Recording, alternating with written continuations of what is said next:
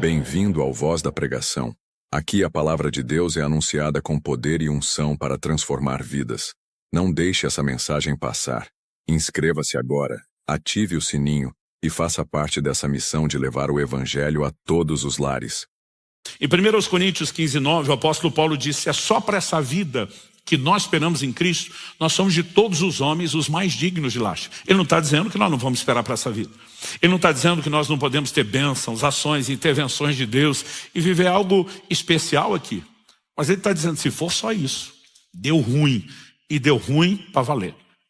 Porque a nossa grande expectativa diz respeito a algo maior, vindouro, celestial. É por isso que em Filipenses 3, 20 e 21 ele vai dizer: nossa pátria está nos céus, de onde aguardamos o Salvador, o qual há de transformar o corpo da nossa humilhação para ser igual ao corpo da sua glória. Evidentemente, essa não é a nossa pátria, esse não é o nosso lar, não é o nosso lugar permanente. Aliás, a linguagem bíblica é que eu e você estamos aqui de passagem. Assim como no Antigo Testamento, Deus fez com que os patriarcas peregrinassem, a Bíblia mostra que essa figura, essa alegoria é aplicada a mim e a você na jornada cristã.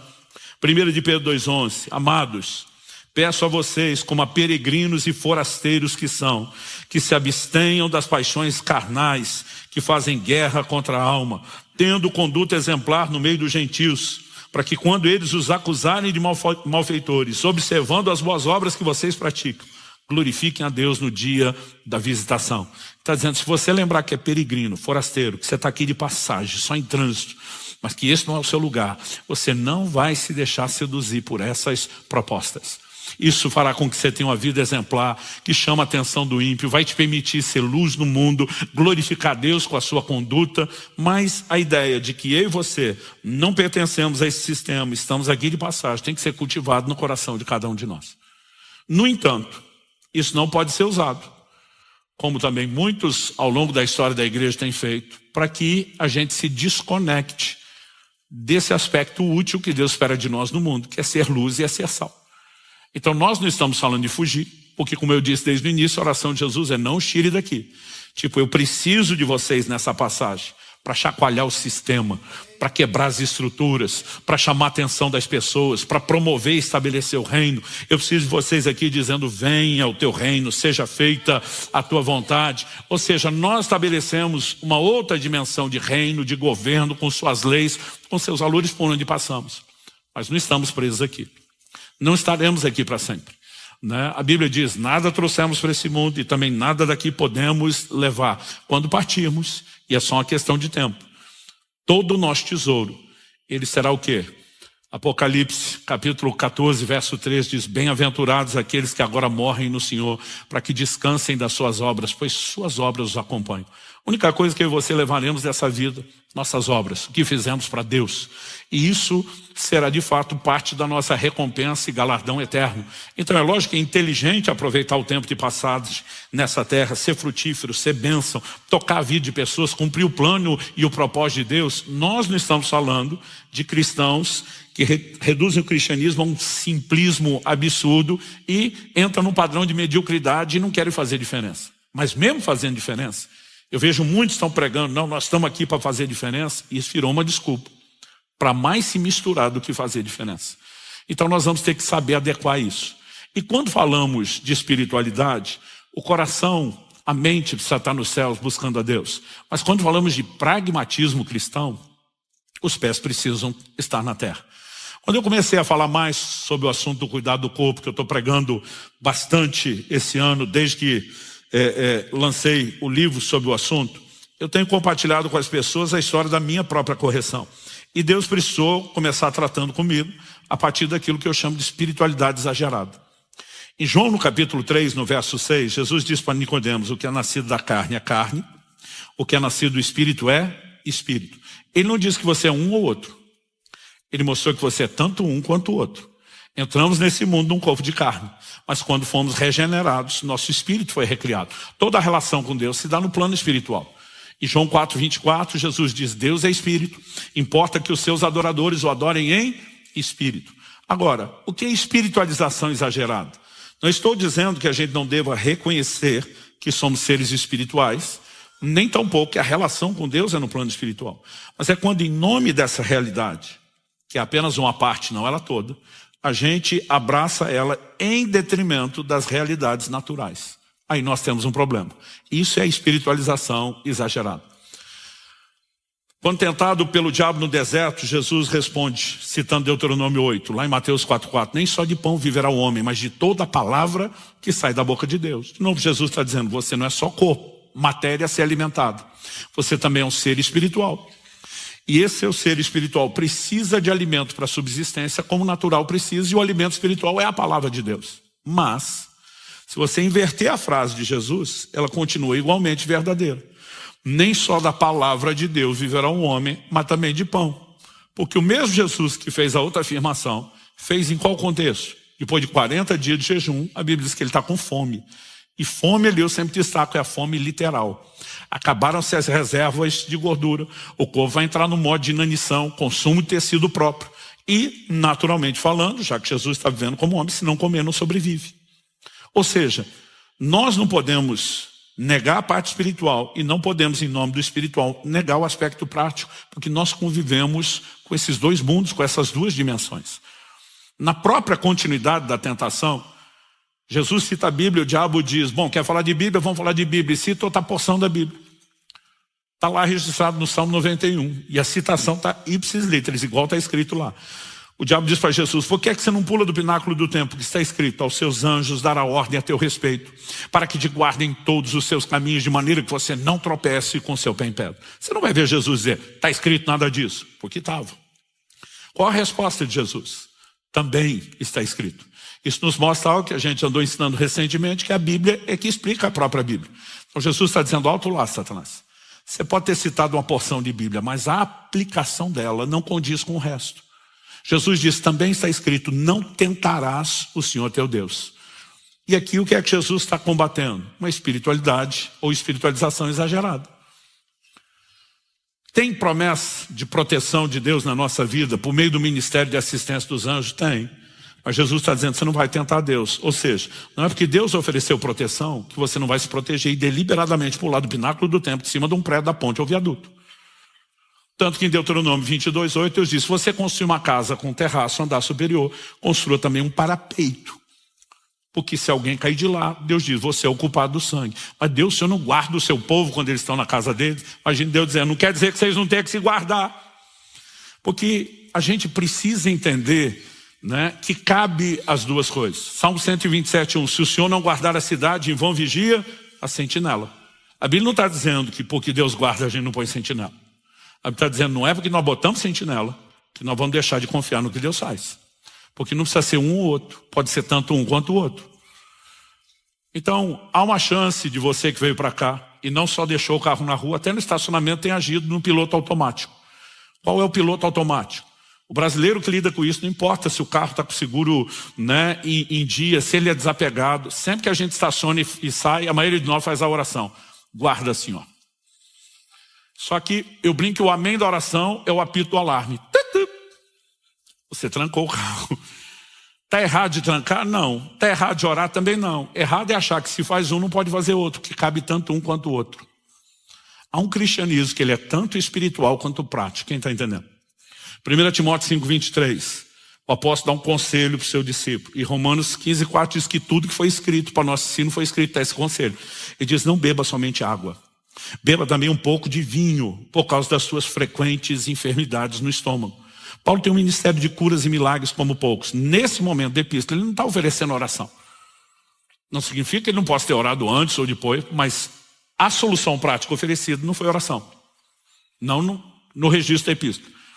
Paulo ensina sobre fé e oração como poucos. A solução prática oferecida na epístola não é, ora a respeito disso, Timóteo. E não duvido que ele também possa ter, em algum momento, pessoalmente orientado Timóteo a orar. Mas a orientação era, se você equilibrar com inteligência sua alimentação, introduzir certos elementos terapêuticos que o próprio Criador já botou no alimento, problema resolvido. Ou seja, não precisa espiritualizar. Tem questões que elas são simplesmente fáceis de resolver. E quando eu comecei a falar um pouco mais desse assunto, eu passei a citar algo que eu ouvia muito do meu pai. Meu pai várias vezes cobrava eu e meus irmãos que a gente não exagerasse na espiritualização. E ele estava, João 11:39, quando Jesus vai ressuscitar Lázaro, e ele dá a ordem, tirai a pedra. Meu pai dizia, o que só Deus pode fazer, tipo ressuscitar morto. Eu lembro que ele falava, não é nenhum morto qualquer, porque não é que acabou de morrer. A Bíblia diz que estava 4 dias enterrado, em decomposição, cheirando mal. Meu pai dizia, o que só Deus pode fazer, confie nele de todo o coração, porque não há limites para o que ele possa fazer. Mas meu pai dizia, por que é que você acha que Jesus mandou os outros tirar a pedra? Porque aquilo que a gente pode fazer, ele não faz questão de fazer no nosso lugar. Então, ele diz, a hora que eu ressuscitar o Lázaro, ele tem que sair. Então, tira vocês a pedra. Tipo, faz a parte de vocês, eu faço a minha. E meu pai dizia, o que só ele pode fazer, confia nele de todo o coração. Ou que você, além de poder fazer, ele já jogou a responsabilidade para você. Não jogue de volta para ele. Pés no chão. Aí eu fico olhando para alguns crentes, não vou fazer seguro no carro porque eu confio em Deus. Eu confio em Deus, eu só não confio nos outros motoristas. Há elementos que vão simplificar a sua vida e eu acho que a gente não precisa olhar para eles como contraditórios. Outro dia alguém falou para mim, eu falei, olha, seria bom que você estivesse organizando a sua vida, principalmente, estava começo da jornada, a pessoa já planejando ter filhos, falei, principalmente se organizar para ter um bom plano de saúde antes do parto. Ele falou, não, eu estava lendo na Bíblia, né, que Asa não foi atendido por Deus porque procurou os médicos. Falei, não é isso que a Bíblia diz. A Bíblia diz que ele não recorreu ao Senhor porque confiou nos médicos.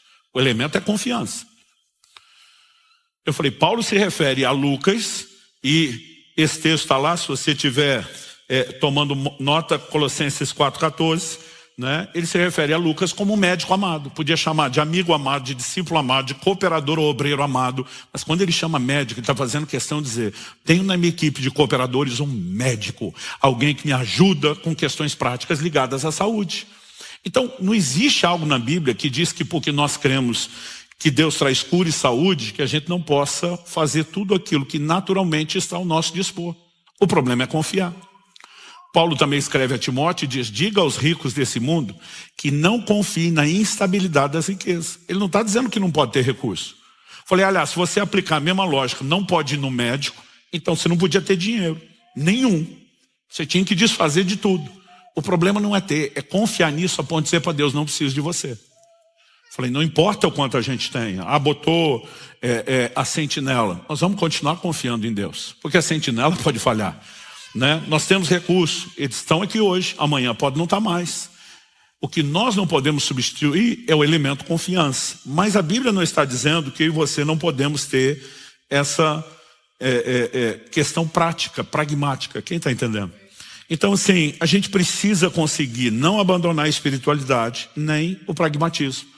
Porque eles não precisam ser divergentes, excludentes, né? Nós podemos nos relacionar bem com eles. E quando a gente fala a respeito dessas coisas, parece que o crente, ou ele vai viver num extremo, só o natural, sem sobrenatural, ou ele quer viver só do sobrenatural, sem natural. Mas a Bíblia mostra que você está relacionado diretamente com esses dois mundos e ambientes. Quando meus filhos ainda eram pequenos, eu estou orando por eles, né, orando pelo destino deles, para discernir o que Deus quer, o que Deus tem. E o Espírito Santo falou ao meu coração. E disse, se organize desde já, para que seus filhos possam viver o que eu tenho planejado para eles. E o Senhor falou comigo. Não acho que todo mundo tem que fazer isso, mas o direcionamento quando orava pelos meus foi, quando os dois chegarem aos 18 anos, mande eles passar uma temporada estudando nos Estados Unidos, se preparando para o ministério, aperfeiçoando a língua global, tendo uma experiência de amadurecimento fora de casa. E o Senhor me disse, comece a organizar. O Israel estava em torno de 7 anos, a lista de 4. Cada um só iria quando fizesse os 18. Eu lembro que na época eu comecei a fazer um fundo, com muito sacrifício. O que eu conseguia guardar para os dois por mês, mas sim, sacrifício, era R$80. Aí eu ficava fazendo as contas, mesmo juro sobre juro, com tantos anos. Eu falei, não vai dar. Mas de repente minha cabeça diz, eu não preciso confiar só em mim. Mas ao mesmo tempo que eu estou obedecendo a Deus, dizendo eu vou até onde dá, eu estou mostrando o quão prática é a minha fé e que eu vou confiar nele para que faça o resto. E quando chegou a hora de cada um deles ir, evidentemente o fundo que eu tinha não era suficiente, mas eu tinha obedecido a Deus, eu tinha confiado, eu tinha feito a minha parte. E eu vi Deus fazer a parte dele. Essas coisas não precisam ser excludentes. Quem está entendendo? Então, às vezes nós vamos assim a extremos e não vivemos um cristianismo prático. Outro dia um falou, não, a Bíblia diz lá no Salmo 37, 25, nunca vi o justo desamparado, nem a sua descendência a mendigar o pão. Eu me recuso a fazer e trabalhar com fundo de reserva. Eu falei, interessante, que para sustentar o seu povo, Deus usa José no Egito para mandar o faraó fazer o fundo de reserva. Deus os traria, os conectaria de forma sobrenatural, mas para que eles recebessem o que Deus sobrenaturalmente direcionou, alguém teve que fazer um fundo prático de reserva. Então, o que às vezes a gente não para pensar é que o mesmo texto que diz, fui moço e agora sou velho, que é o Salmo 37, 25, porém jamais vi o justo desamparado, nem a sua descendência mendigar o pão, ele diz no verso seguinte, é sempre compassivo e empresta. Quem que é? O justo. E a sua descendência será uma bênção. Por que que os filhos do justo não vão ficar desamparados? Porque ele semeia na vida do necessitado, ele está plantando e a sua descendência vai colhendo aquilo que ele plantou. Não é jogar para Deus fazer sozinho.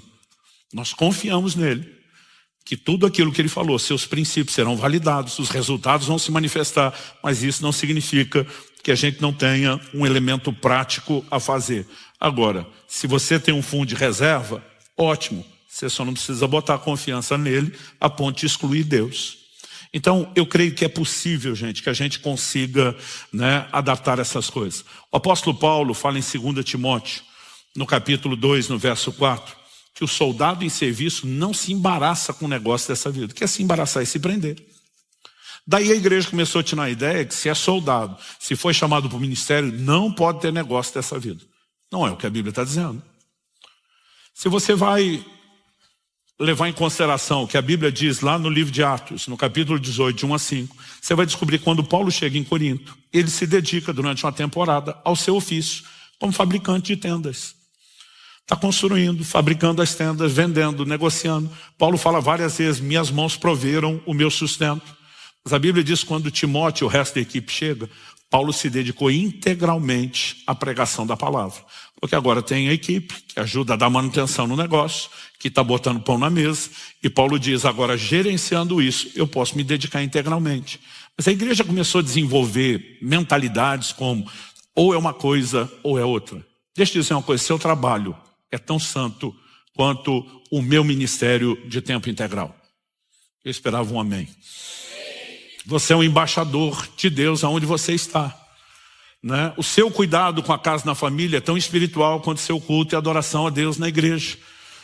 A maneira como você se dedica ao seu trabalho deveria ter a mesma dedicação que quando você vai ofertar a Deus. Porque a Bíblia diz, tudo quanto fizerdes, façam de todo o coração como para o Senhor e não para os homens. E se você olhar o contexto, ele está dizendo que o servo tem que servir não o seu Senhor, mas fazer como para Jesus. Você consegue imaginar se o nosso nível de produtividade, dedicação, excelência no trabalho fosse de todo dia entrar e dizer tudo isso que eu vou fazer aqui é para Jesus? A gente seria os melhores em tudo que nós fazemos, gente. Agora, qual o problema? É que você vê hoje em dia empresários cristãos dizendo que não quer mais contratar, empresários cristãos dizendo que não quer mais contratar empregado cristão, porque abusam. O irmãozinho está me dando ordem porque nós somos irmãos. Não, aqui dentro sou seu patrão, você é meu empregado. E tem gente que assim, em vez dele ser o que mais se dedica, é o que mais folga. E de repente nós temos algo que se torna contraproducente ao bom testemunho do Evangelho e ao que Deus planejou de nós.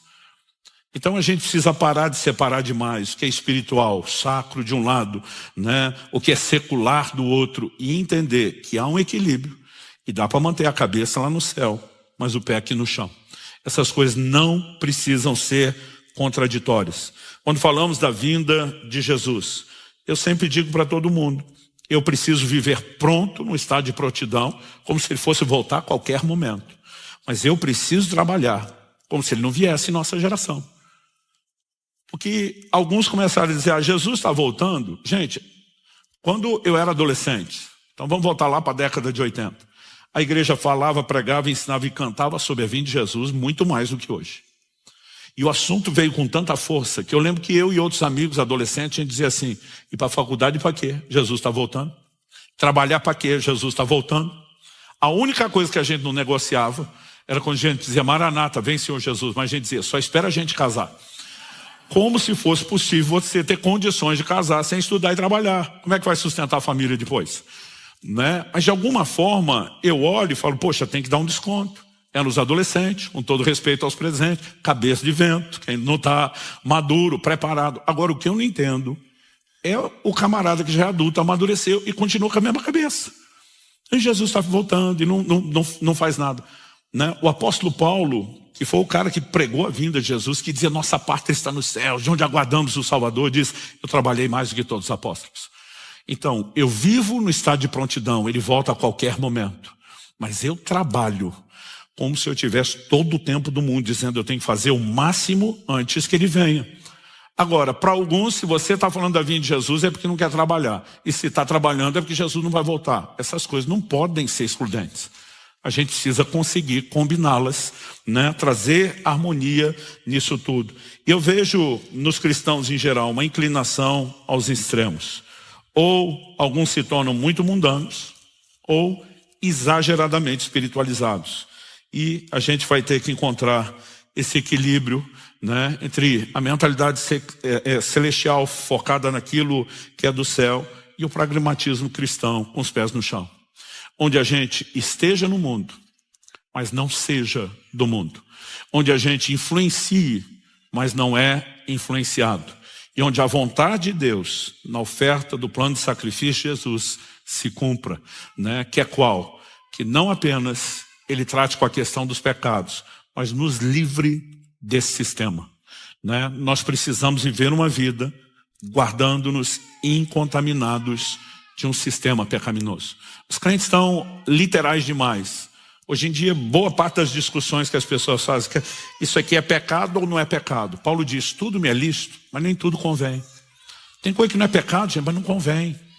Porque pode ser mal vista, pode ser mal entendida. Há outros desdobramentos, há uma macrovisão maior.